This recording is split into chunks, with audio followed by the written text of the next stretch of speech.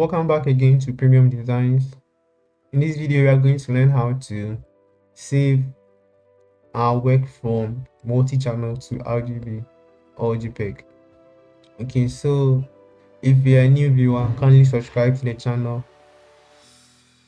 turn on the notification button to receive notifications each time we post a video. Don't forget to share the video if it's helpful, like the video. You can as well comment, leave a submission or a suggestion, and you will respond. Alright, so let's get started. So to change your design from multi-channel to RGB or JPEG, what you are going to do is to go to new sport channel. We create a new sport channel and then we click OK. So with the channel being empty, bring the channel to the top like this, and then we go to image, go to mode, and then we change to grayscale. So when we change to grayscale, you will see the channel name changed to gray. Alright, and then with the same channel selected, you go to image, mode, and then we go to RGB.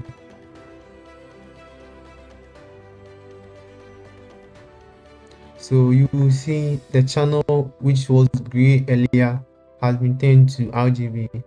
We have RGB, red, green, and blue. So with all these selected, you hold shift to select your design in addition, and then you go to merge sport channels. So you merge the sport channels and it has become one. So you have it in RGB now. So it's now an RGB document. So you can now save as JPEG. So you go to save as, and you can name your file, and then you can go to JPEG and save it as JPEG if you want. Alright, so let's save this as